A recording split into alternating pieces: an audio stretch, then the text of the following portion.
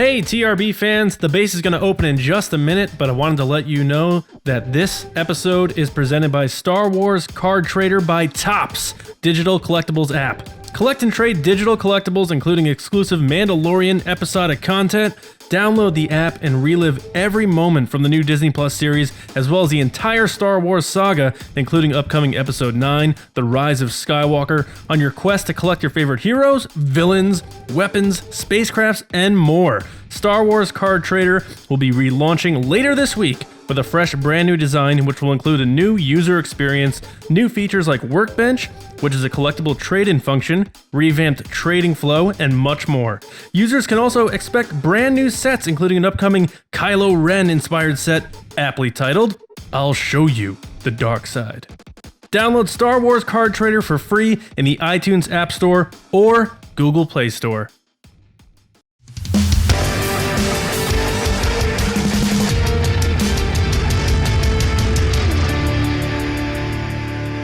If you're watching this or listening, you are part of the Resistance. The base is open. Welcome back, everybody. This is the Resistance broadcast. I'm John. How are you guys? We hope you're enjoying your Monday or whenever you're listening or watching this. We have a great show for you today. This is our news show. We have a lot of different things to talk about, from the Rise of Skywalker stuff. We're about, 4 or so weeks away. It's getting close. We're going to talk about some stuff regarding Kenobi, the Kenobi series. The writer has spoken, so we're going to dive into that. And also, we're going to put up a little section towards the end of the Resistance Report about Mando, some spoilers, but don't worry, we'll warn you if you haven't seen it yet. Don't worry about that. And of course, your tweets and a lot of good stuff after that. James and Lacey, as always, are with me. Guys, we've been doing the Mando fan show. We've been all systems go. We had the week where we recorded 5 days a week with the commentaries.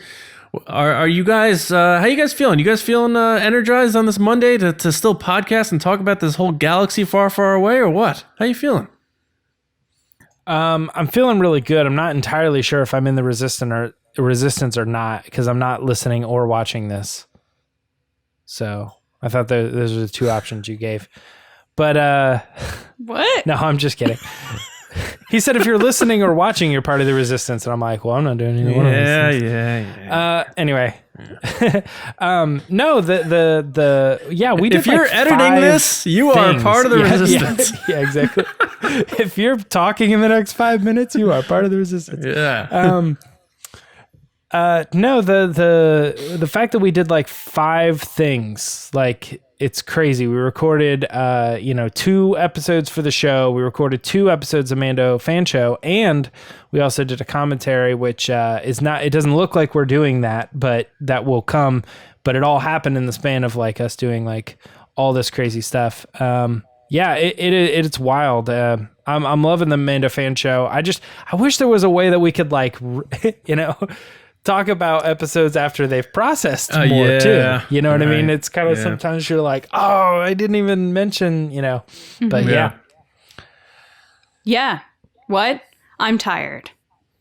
That's where I am. I'm tired. Monday morning? But I'm never good on Mondays as it is, but I'm definitely tired because in addition to all the stuff we did, I did stuff with other people. So I've done a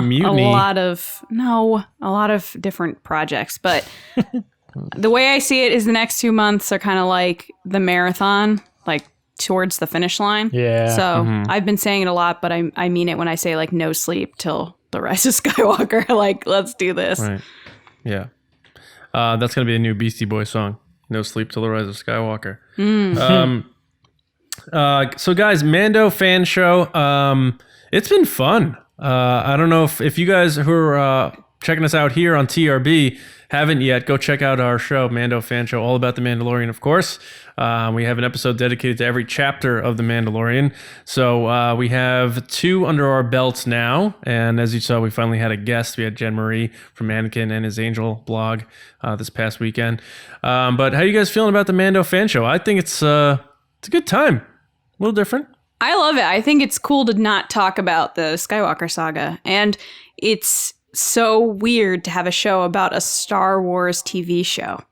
Yeah. I'm not pumped about the timing of the like the episodes going up, because I am not a morning person. But if there's ever a time to become one, it is right now. Right. Yeah. I've been dealing with that with Rebels and Resistance for a long time, because if you buy them through iTunes, they air on Sunday night, but then they are available to watch at 3 a.m. Ugh. Sure. the next day. So I usually get up Monday mornings and watch those shows.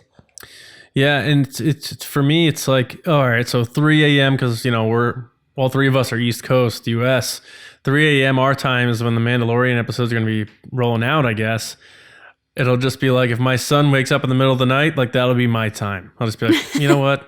It's Mando time. Why Let me make not? sure he's good. But yeah, put the binky back in his mouth, put him back to sleep, and then head right to the Roku and fire up Mando. But no, it's I'm enjoying the Mando fan show. It's starting to get its legs, and I feel like we're going to be done with it before, just as we're getting started. But of course, there's a season 2 coming, and we'll probably dabble into shows for Kenobi and the other series that are coming out too. But yeah, we've been. I got to say this though. With the amount of, Star Wars podcasts out there, and I feel like there's a new one every day popping up and stuff, like, I'm really proud to say that, 2 episodes every week, and we haven't taken a break in over a year and a half. Testament to you guys, and if someone is sick, like the other 2 pick up the slack, or someone's out of town, the other 2 step in, but we haven't taken a break, and I'm really proud about that. So, not to toot our own horns, but it's been a grind, and these next, 4 or 5 weeks or so are going to be really the gauntlet. But the 3 of us, our celebration is that we're going to be getting together to watch episode 9 at the world famous AMC theaters in Danbury, Connecticut. The world famous. And James's cherry on his pie is going to be throwing a pie in our faces. It's like unreal that I have to do that, because we've been talking about it so long, so it doesn't seem real to me until it's very real. Pie is going to be in my face. All I ask is that you don't break my nose or like give me 2 black eyes. Like, you don't forcibly mash it into my face, but you can like kind of. So don't have fun. What? So don't have fun. Well, I don't want black eyes or a broken nose or blood running down my face with like mixed in with whipped cream. So we could just, have fun, but like That's not a cherry pie. Forcible fun. Is this or is this going to be just on Patreon, or are we going public with these, or what? No, we made these bets public. These bets were made on episodes. Now we have to do it in slow-mo, right? We have to do a slow-mo version. The slow-mo is going to be me being like... We need 2 cameras, so we're going to have like a standby person, like filming. Not necessarily. I mean, if you film it at a specific frame rate, you can just drop frames and it will still play in 24 frames a second. James is clearly ready for this. James already has his tripods. He's like... Yeah, all right. But I do think it would be smart though, because I mean, just an iPhone will film like 240 frames a second. So pie in the face is always funnier with slow mo, and then we could put like one of those classical music things in the background, like. We actually did a charity thing for work called Pie in the Face, and I had to film it, and I did the. Dun dun dun dun. Oh, you did that. That's what he just said. Yeah, I know. Yeah. Yeah. Well, that wasn't the song he sang, was it? Yes. I thought he just did like it was? Oh, you just did it so poorly. I couldn't tell. Wow. Beanie Devil Wears Beanies. Is feisty tonight. The Devil Wears Beanies. All right. Speaking of James Beanie, if you're on audio, James is wearing a beanie, so we're calling him James Beanie. Yeah, it's a big deal. Yeah. James, Resistance reports we have quite the potpourri of stuff to tackle here, so let's get McClunky. Let's fire this thing up. Oh, my.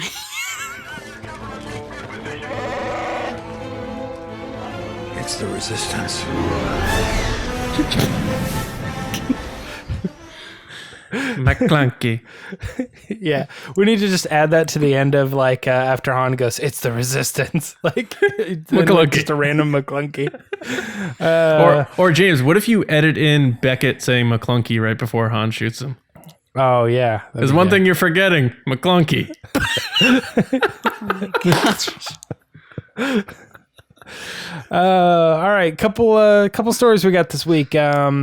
So Daisy Ridley has been a little bit of that press tour thing, and she said a couple things that were really interesting when it comes to getting to talk to George Lucas and JJ specifically about the Force, and she's doing this character in the movie Dark Ray. Well, I mean, we don't know exactly what it is, but she had some things to say about Dark Ray. I just think this story in general is focused on, you know, how Daisy Ridley thinks of the Force, right? John, do you want to talk a little bit about some of these comments? Because I'm just going to throw it out there. I think does this not prove that you were wrong on that will of the Force? Like, Dark Ray has to have lines, right? I don't know, because she was kind of vague, I think is a fair way to say that. I think she is also very good at dancing around things and trying to feed you things, and then all of a sudden you turn around and realize, well, she didn't really tell me much at all that I didn't already know.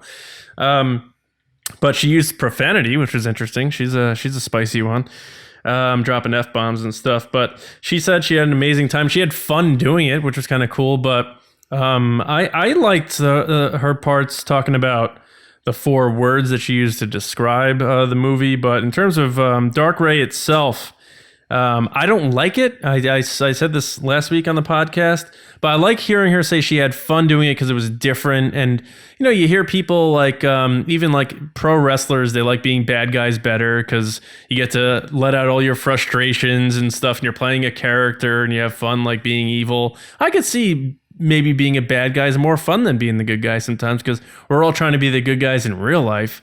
So I understood where she was coming from with that, but none of this to me says it's going to be that big of a thing. So I really can't put too much into it. So that's why I'm focusing on her enjoyment having done it, I guess. But, you know, maybe you guys have different takes on that. Lacey, she said sad at one point. What does that mean? Well, the 4 words that John was talking about was dark, scary, sad, and joyful, which have been all over social media. People have been harping on these words really one crazily. of those words comes before boy and Kylo. Okay. As he takes a drink of his soda. Like Kermit the Frog? So these 4 words to me, like, my anxiety is high because there's so many ways that this could go. The sad is not okay with me because that means someone's dying. That's what sad means to me. Joyful to me means happy ending. Hopefully, I would really like that. It's satisfying. But I really liked how she talked about, like John said, her being a bad guy was fun because every actor says that they prefer to be a bad guy than a good guy. You just have more fun with the role. And then also she discussed the struggles that her character faces. And she said when the idea was pitched to her, she was all for it because it shows 2 sides to her. And, you know, George Lucas is always talking about how, you know, Star Wars and the idea of the Force is like everybody every single day has the decision to do good things or bad things. And it's what you decide to do, which ultimately makes you the hero or the villain. Here's a good example of, obviously Rey's our hero, but Daisy saying that it was fun to kind of explore both sides. Does that mean she's going to get lines? I don't know, but I think it does. I think that's clearly saying she's going to have lines because they wouldn't have pitched this idea to her without anything coming out of her mouth, I think. Getting to explore the dark aspect of her character does not mean she's standing there in a mirror. Right, with eyeliner on. Yeah. Glaring at her good self. Yeah. I have to say, though, I'm very surprised, and I feel like this is a recent thing as of the past year.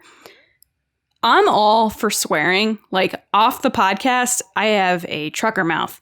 But I'm surprised how many actors and directors and writers and people in the professional industry are dropping F-bombs in these interviews. Because oftentimes, I don't know if they normally do and they would just edit them out. But I feel like more often, specifically with this cast, they've been doing it more often. I think it's the outlet. Like, I think a Rolling Stone and stuff merits that type of thing more than an ABC News interview would. So I was just surprised. Yeah. I think it comes down to the outlet. And I think this was Radar Games via Total Film. So I think they're more of a, like, lenient, loosey goosey type of vibe. Because JJ does too, which we'll get to. Yeah, true. Anything else to add to that? Either one of you guys? No. Well, do you want to talk about the JJ part, or do you want to, like, James, what's your take on the Dark Ray deal? I know you think she has lines and stuff, but I mean, I think I said it I think that was like one of the big takeaways to me was that she mentioned, exploring the dark character, and I thought that to me seems that it's more significant than like Luke goes into the cave and he sees Vader. You know what I mean? Right. That whole thing is like, I don't know, like a character shows up and they're supposed to just be ominous and they got a couple like lightsaber hits or whatever, and then they're going to put this thing together and that's it. There was nothing to it. But it makes me think that she actually is going to have some sort of conversation or confrontation to a bigger degree than like 3 slow motion clashes. Right. There's just one part there that makes me not sure, unless just this is her wording, but her saying with the Dark Ray stuff, who knows what's happening there? I think that's just, she knows. JJ knows. Yeah. She also didn't call her Dark Ray, though. Like, we filmed it, but I don't even know if that'll make the cut or something. She said the Dark Ray stuff. She did say that. She didn't use Dark Ray, though. They inserted Dark Ray. No, another, the EW outlet, I think, inserted Darth. But there was no, she didn't actually say anything. Then in another article, she did say the words Dark Ray. Yeah, she did. There's a quote. Okay. There's a quote here where she does say it. I'm not sure really. This I don't like it. I know she's not ending. Like I said, she's not ending dark. So whatever this is, we already know it's not something that's going to last. So it's not going to have as big of an impact, in my opinion. Right. Like Rey's not ending. We're not ending this movie with Rey on the dark side. So to me, this is. They should have saved it maybe, so that when they showed it to us, we're like shocked. But now that I've seen it, I'm like, okay, how long is that going to last? And when do I get good Rey back? Like, right. That's why to me this is going to fall flat. Could be, yeah. Let's talk Kenobi. So we have the writer of. What about JJ? What about the JJ stuff? It's brief, but it's there. Stuff? I just loved that he said to George Lucas that George was all about the midichlorians. He was like, he loves those midichlorians, and I was like, ugh. Yeah. But then I thought that was Daisy Ridley that said that. No, JJ said that about sitting down with George. So then George this was obviously prior, like their pre-production, and they even said like we emphasize, or I think you did, John, that you emphasized that it was pre-production.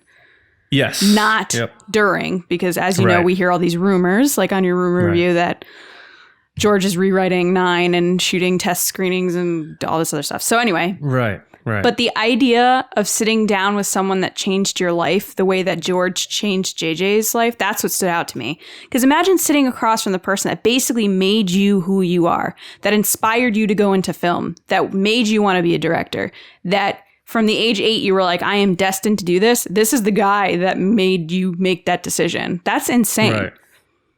Yeah, without a doubt. Just like, I said it in the article, like the fact that no matter what they talked about, whether he was just about life, like say they talked about their kids, the fact that JJ's met with George Lucas, who people have been thinking has been so like checked out on this stuff. And then you start seeing photos of him more and more showing up on the Mandalorian set, laughing, having a good time in candid shots. He's not as curmudgeon as they're painting it out to be. He may be a little jealous that Star Wars still had success beyond him, and that's a human thing. I think I would feel that way too. Because if I left TRB, I'd want it to burn to the ground, of course. But no, I'm kidding. That's nice. So did Palpatine. Right. Yeah. But just him meeting with George pre-production just brings this whole thing full circle to me, because JJ grew up and George Lucas is the reason why he got into movies. And, like I said, they could have just talked on a human level, and maybe JJ took something from that to as like a blessing, like you can finish this story type of thing. So all in all, even regardless of what they talked about, nature of the Force, which they did, he jokes about the midichlorians thing, which we know were in George Lucas's treatments for this trilogy, which hopefully we get Rinsler back on and probably a little more information out of him. But yeah, maybe. Either way, it's just a feel good thing to me that George Lucas had these conversations, regardless of what level it was at. Right. I thought Daisy Ridley did that. So I got nothing to add to this. I literally, like, as you guys are talking about it, I'm rereading all this stuff and picturing JJ sitting at the table. I'm like, oh, I didn't pick up on this at all. James is like, I never thought about it like saying, that. Because the effect that he had on me when I was 10 years old, you know? Yeah, I guess to add to that just a little bit, yeah, I think it's a little more interesting now knowing that it was JJ who was having the conversation about midichlorians rather than Ray. I just thought that would just be like, Ray'd be like, oh man, this is all cool, but it doesn't matter. When George is having that conversation with JJ, it does matter. You know what I mean? Right. Mm-hmm. I think he actually has a little bit more reason to like listen to that because he has control over the bigger picture of what's going to happen and stuff. So, right. Yeah, it definitely kind of changes that. So I'll have to reread that from the perspective of J.J. Abrams. But let's talk about the Kenobi stuff real quick because J.J. Abrams is the only one sitting around doing interviews talking about his projects. We also have, and this name, Hussein Amini, is that which we're going with? Yeah. For the name of the writer of Kenobi. He was doing an interview with Discussing Film and just had a lot to say about, why it was good that they were moving away from the film 2-hour length and how they went into spreading it out. John, you have a lot to say about that, I am sure, because you were the one that kind of broke that news to begin with. So, John, let's talk about the guy who is writing Kenobi. So yeah, the biggest thing about this is we have to remember, based on where I got the information from when we broke the news that they were making this into a series, was that they took the script for the movie and reworked it. And then he was brought on for the reworking process. So he was hired around June 2018, kind of when the decision was made after what happened with the Solo box office and the original idea to make the Kenobi movie. So there was a chunk, the story existed. So he's not, he didn't have a blank piece of paper and was like, I'm going to write Kenobi. So that needs to be understood. But he needs to, in these interviews, approach it as though, nope, this was all a plan. It wasn't reactionary. Like we had this, we realized it would be better as a series. It's like, no, it was supposed to be a movie, but because of the financial stuff that happened, it got changed into a series. But you have to play ball and you have to be the good PR soldier. So I get that. So then from there, like a lot of his answers there, they don't break a lot of ground for me, but I do like the fact that they talk about how he was brought in. He was contacted by the original director, Stephen Daldry, who was going to do the movie. And now obviously Deborah Chow's doing the series. So I don't know if they're working together or collaborating and how they're transitioning it. But he said, he chatted with him and loved him as a director and stuff, and how he's always been a Star Wars fan and all that sort of stuff, and how it didn't feel like an audition. He was almost picked to do it. So I don't know if it's one of those things where he was brought in because there were certain politics and he knew somebody. I need to do more digging to find out because I'm always curious about production stuff. But I don't know. I mean, I'd like to hear what you guys think first. Maybe we could bop back and forth on our thoughts about this. I don't have a whole lot. I'd like to hear what Lacey had to think, just because my general look on this was just that there wasn't a whole lot there saying, like, oh, it's better because we have more time to expand on the, stuff. It's like, that's what everybody says. Like, would you rather do a movie or a TV show? They're like, do the TV show because there's more time to let everything, kind of stew, right. I guess. So sure. Lacey, what anything in this pop out to you?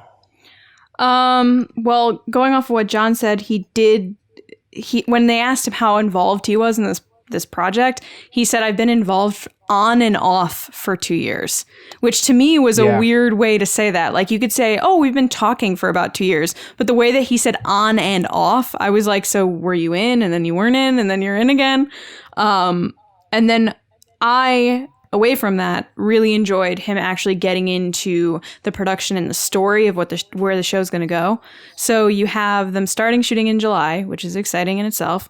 But then the show takes place 11 years prior to A New Hope. So the big question was like, where in that time frame does it take place?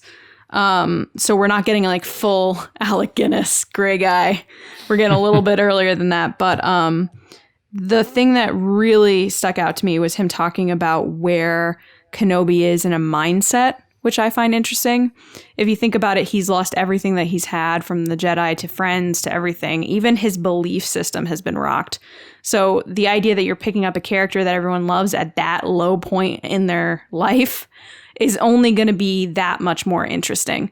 And he put it perfect by saying, like, when you have a movie where everything's going great and the person's like perfectly fine, there's nothing of interest, or there's no conflict. Whereas at this point, Kenobi is nothing but conflict. He's alone by himself on a planet watching over a kid of his best friend brother that he had to basically kill.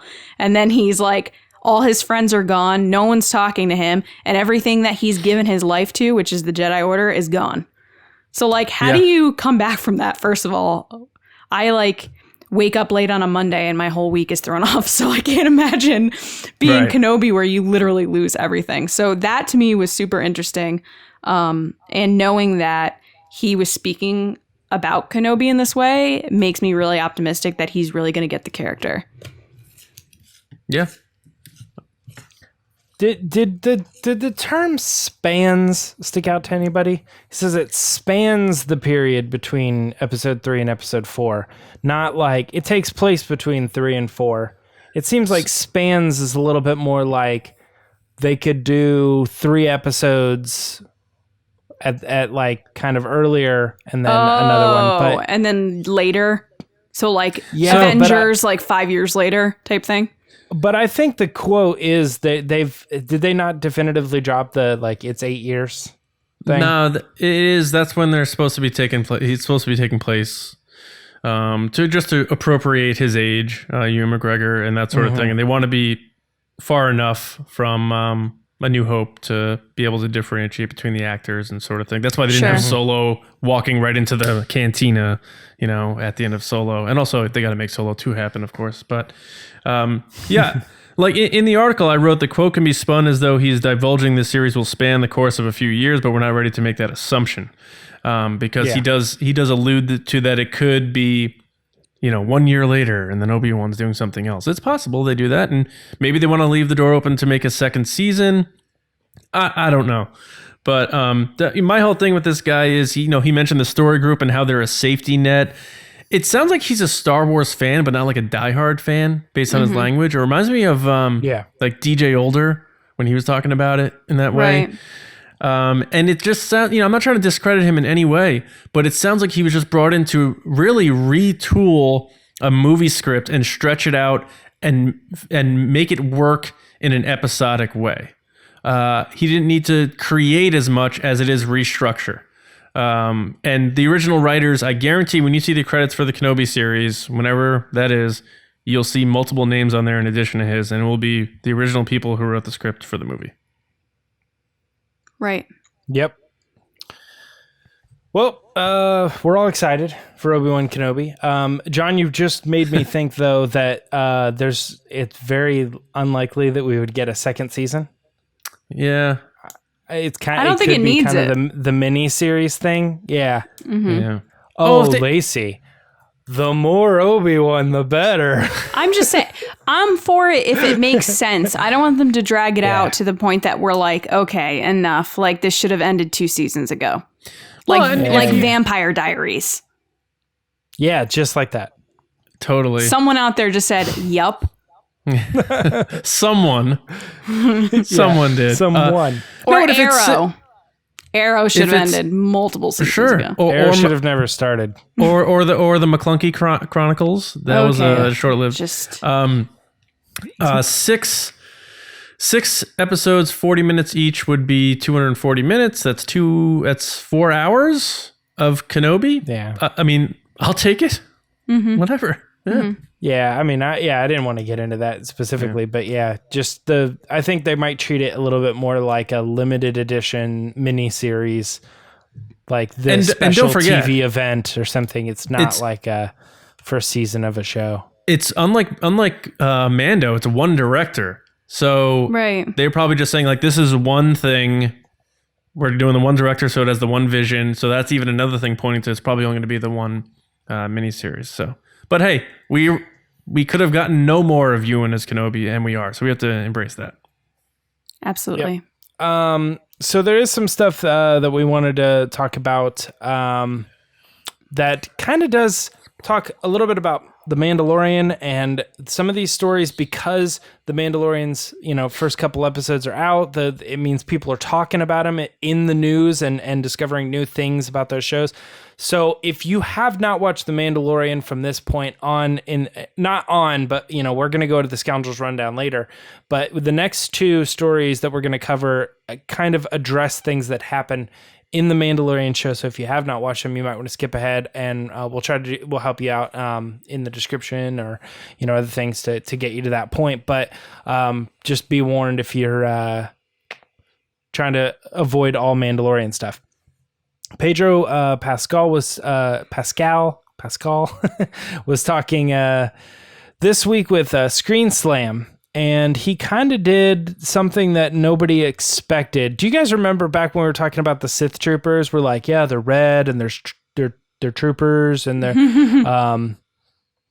all named Ezra Bridger. They try to like we were like joking, like they drop like this little bit of information that everybody's like, wait, what? Excuse me, go back. What was that? Hold on.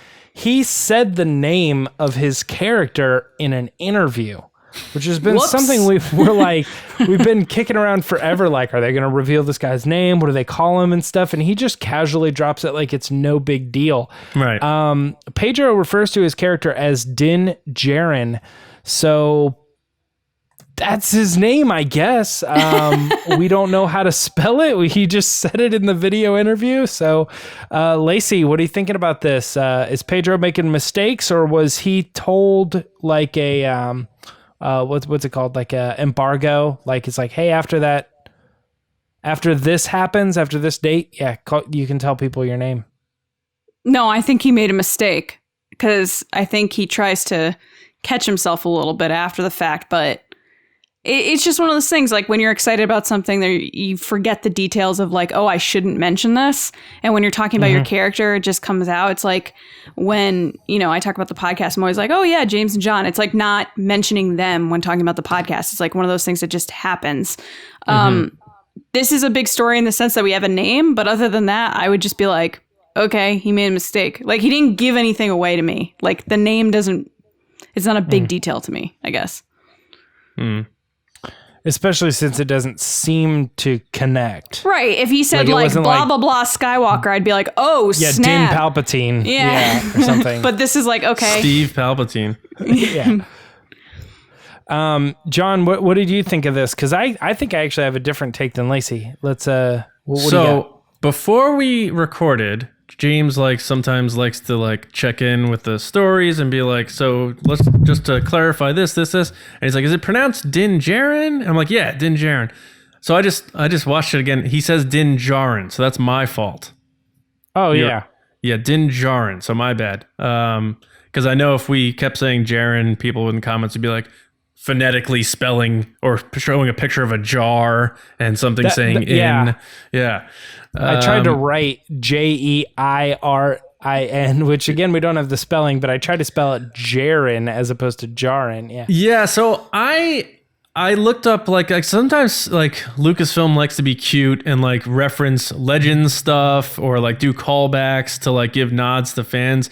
And the name Din and the name Djarin had been used previously in other separately, but in other old Legends things or old canon things, small bits. So I went Dinjaron. It'll probably be something completely different.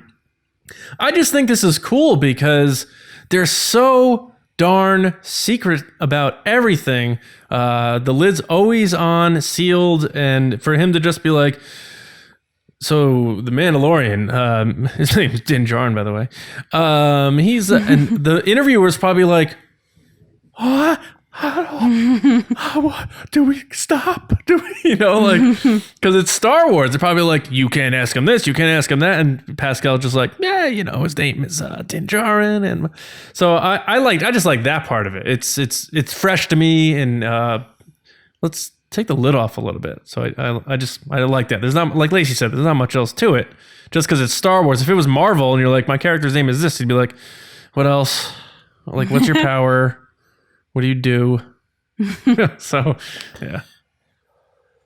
Do you guys think if we aged up Pedro Pascal, let's call it 25 years, he would kind of look a little bit like DJ?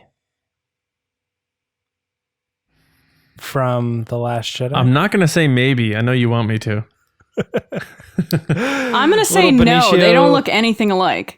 Yeah, I don't think so. No? No. Nah. You don't think you could pull that off? DJ's a terrible character. It's DJ. DJ is the deny Mandalorian. That. Nope. Denied. All right. No, Lacey said she thinks this was a complete slip, and I'm uncertain. And the reason I'm uncertain is because at this point in time, when the interview was going to air, so he recorded this beforehand, but when the interview aired, there was a fan, like a live Q&A thing they did where privately they showed a group of audience multiple episodes of the show.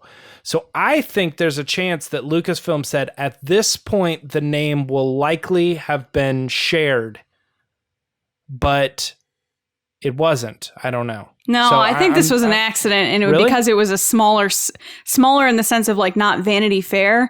Lucasfilm didn't have the ability to be like, yeah, don't use that, because they weren't paying attention as much.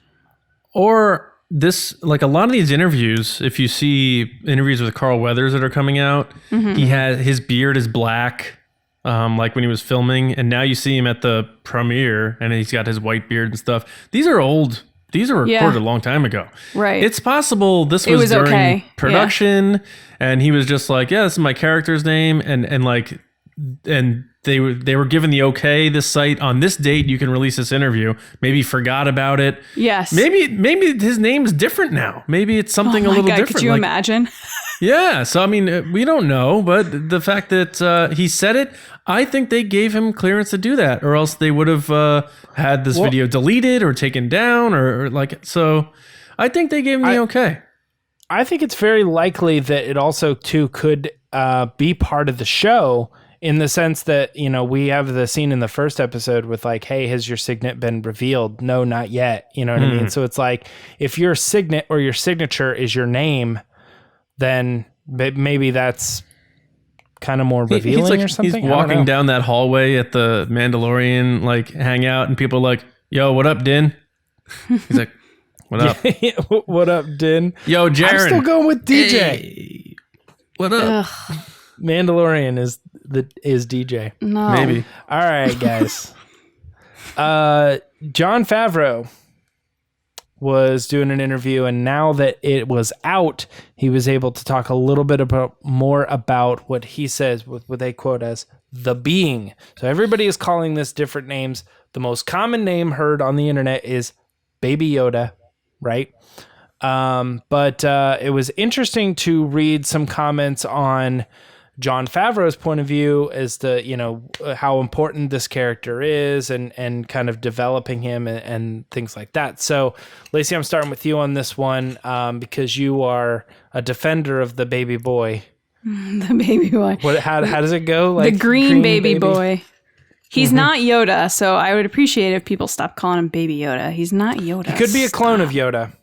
Could be. If people watch the Mando fan show, they will know that we have coined him Tiny, which stands for what, Lacey? This is not Yoda.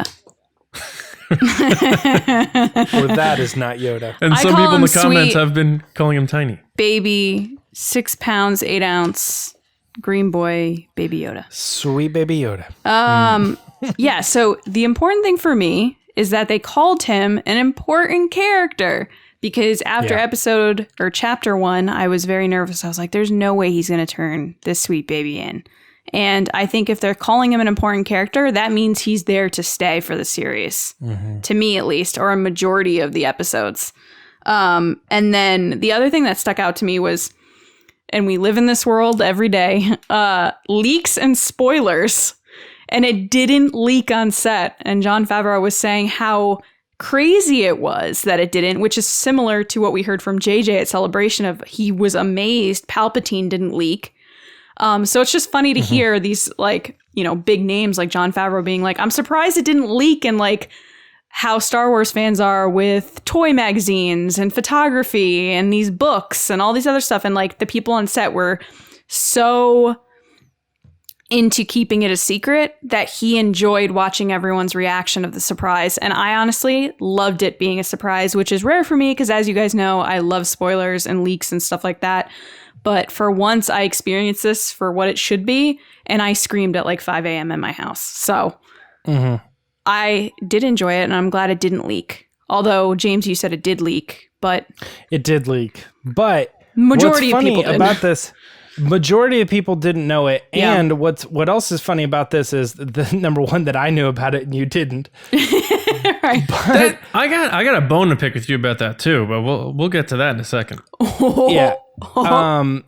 The thing about it was that it didn't stick in my brain at all. Like not even did I watch the show and totally like got that reveal just like anybody else. I was like, oh my gosh.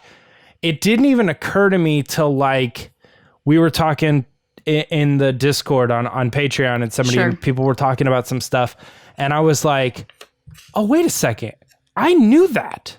I totally forgot I knew that, or I had heard that. It's not that I knew that. It's that I had heard that was a thing. So I don't know. But anyway, yeah, for all intents and purposes, the thing didn't leak. And I'm 100% with this, that I think it's cool that Jon Favreau is talking about it as, like John, you were saying, like the MacGuffin of the story. Absolutely. So, yeah. Head into that. Yeah, that it seems to me like this story is going to kind of evolve around taking care of this baby thing. Of Tiny. The being. Which, Tiny, you know. Of Tiny. First off, the bone picking. Last Thursday, we had a Will of the Force. Will there be a Force-sensitive character in The Mandalorian? Lacey and I were like, nah. And you're like, yeah, I think so. But you knew this leak, so... No, because like I just explained, I'd totally forgotten about it. Like, I know, yeah. But we don't... Also, it doesn't prove anything either, because I don't know anything about that character. All right, Baney. I think he's I hope that's assuming that you would assume that a a Yoda type character would be Force sensitive. I mean, 100% of the time we've seen that species, they have been. Yeah. So here's the deal. I like this as the MacGuffin. You don't.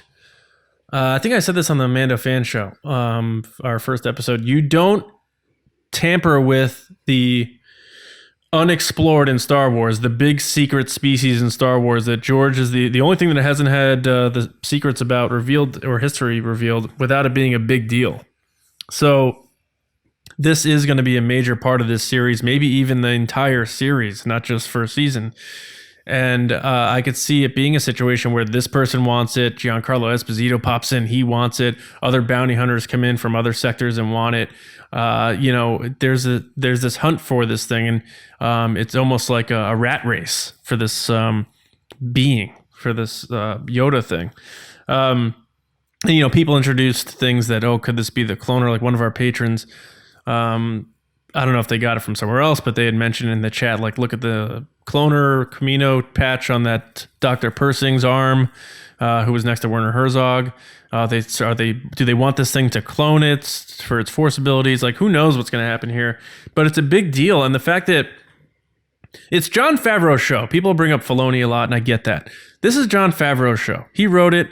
This was, his idea, and he probably gets support from Filoni, and obviously, maybe a blessing from George Lucas. But to me, this is Favreau's project and it's his idea. So we have to remember that. As much as I like Dave Filoni, this is Jon Favreau's show. I'm curious what he does with it. I'm looking forward to seeing more of it. Obviously, we're seeing, we recorded this before we saw episode 2, so who knows what happened there. But just the fact that alone they introduced this was shocking to me. But I'm also very nervous because I'm a dad as a baby. So I just want to protect this little guy with all my life. That guy's 50 years old, dude. Are you saying, John, that you'd protect it at all costs? I don't know. I hate that term because it's like one of those Twitterisms, You were trying so hard not to say that. Yeah.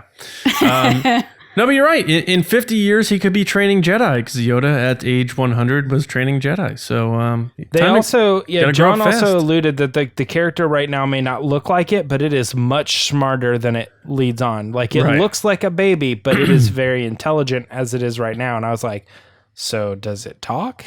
Right. Yeah. What does it sound like? Yeah. Well, you guys want to wrap that up for the Resistance Report then? Yes. I think that's about it. It is the best thing to ever happen to me in Star Wars is that baby. Spoiler time is over. Spoiler time is over. Let's head into the Scoundrels rundown. Lacey. I'm still the captain. I'm just going to keep doing Yeah, that. she loves it. All right. Punch on 3. 1, 2, 3. Punch it. Punch it.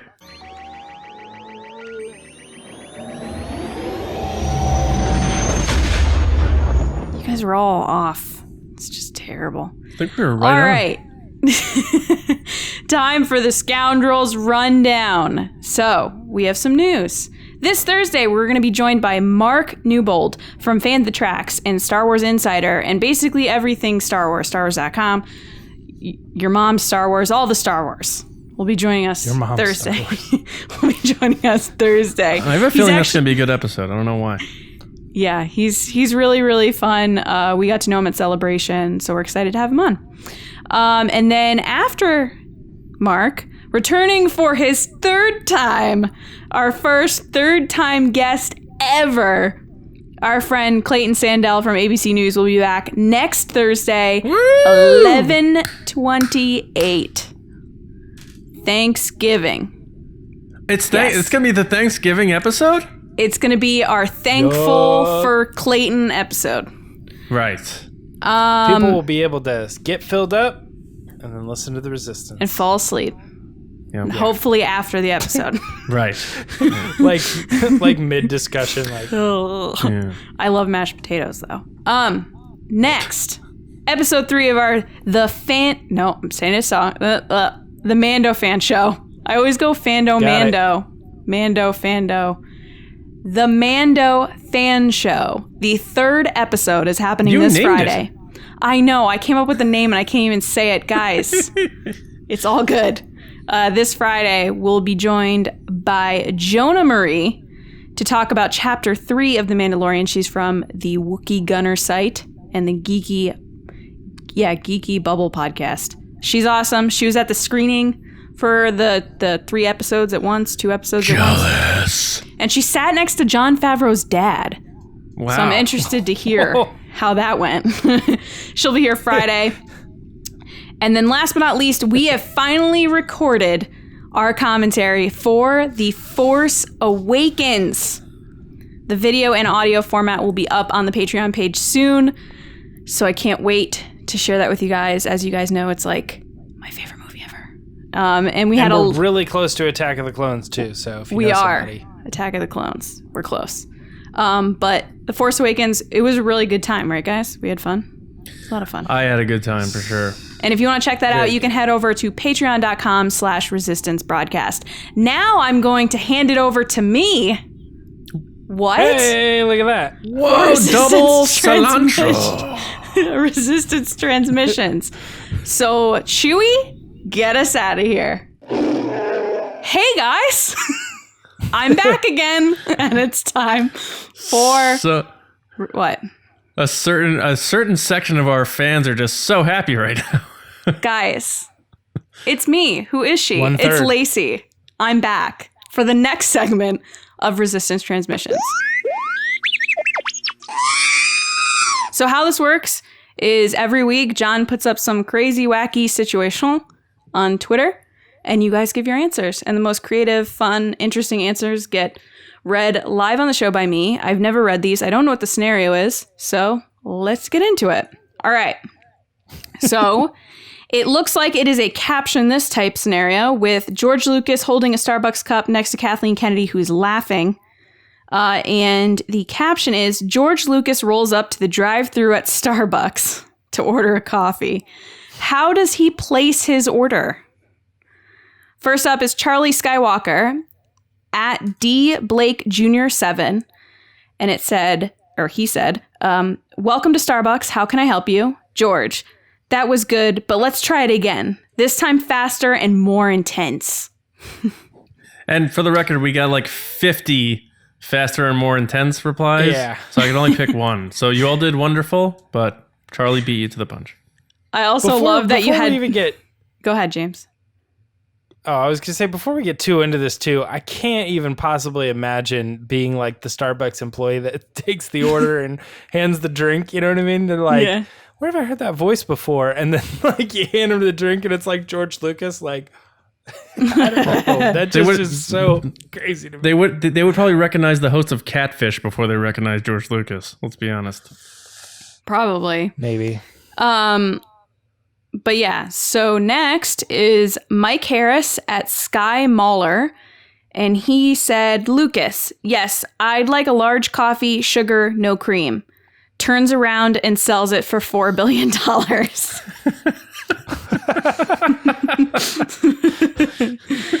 Next up is Dekine Awakens at Dekine Awakens. And he said, George, why would I order any more coffee when everybody yells at you all the time and says what a terrible person you are?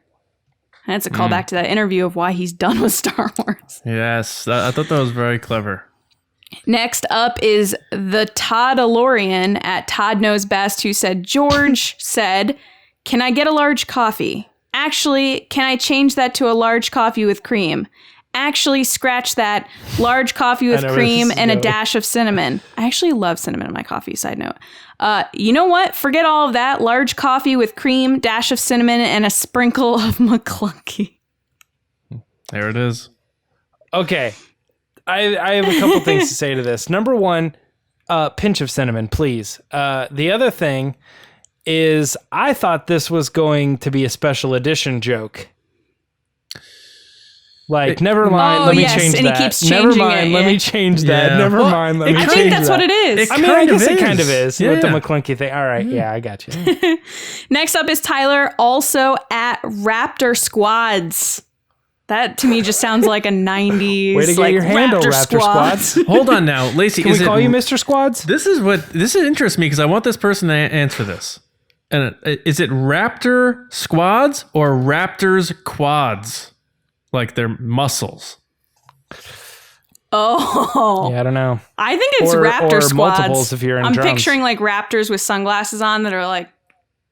I'm picturing a raptor just working out their legs. Just like, ugh. They skipped arm day. They skipped arm That's day. a dinosaur joke for all those people that know the anatomy of a dinosaur. Wow. You're welcome.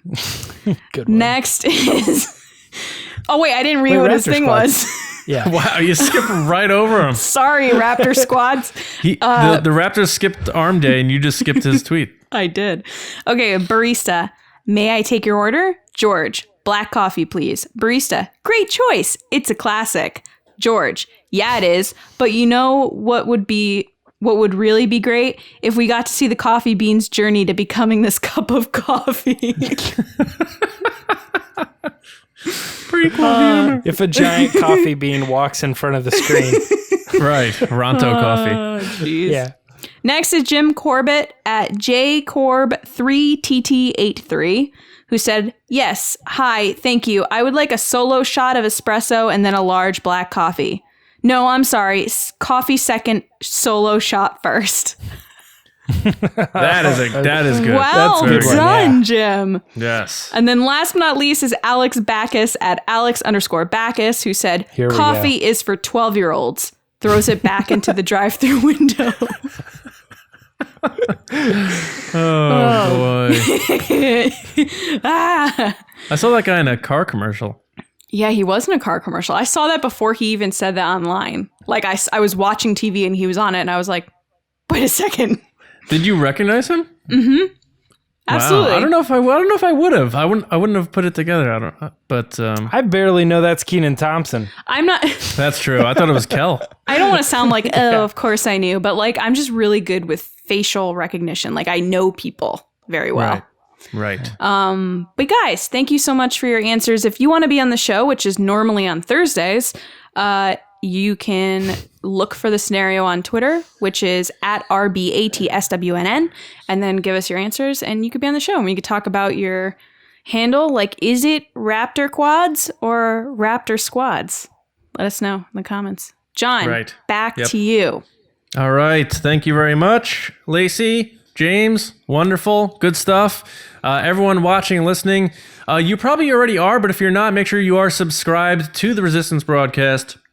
You can do that on Apple Podcasts, SoundCloud, Spotify, and of course the Star Wars News Net YouTube channel, where we not only have our podcast twice a week, we have the Mando Fan Show every Friday or maybe Saturday, depending on when we get it out. James's book discussions with Kyle Larson, my rumor reviews, Lacey's doing unboxing videos. We have a lot of content, and we're just growing that channel as much as we can, so we appreciate it if you don't mind subscribing and also telling people about it. We're doing our best to try to grow that channel and get in that YouTube algorithm to beat some of the nonsense out there in Star Wars YouTube to the punch. But we appreciate all of your support. And of course, speaking of your support, we have to thank Star Wars Newsnet.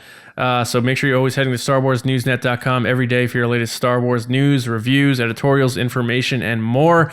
And our patrons, Patreon.com/Resistance Broadcast.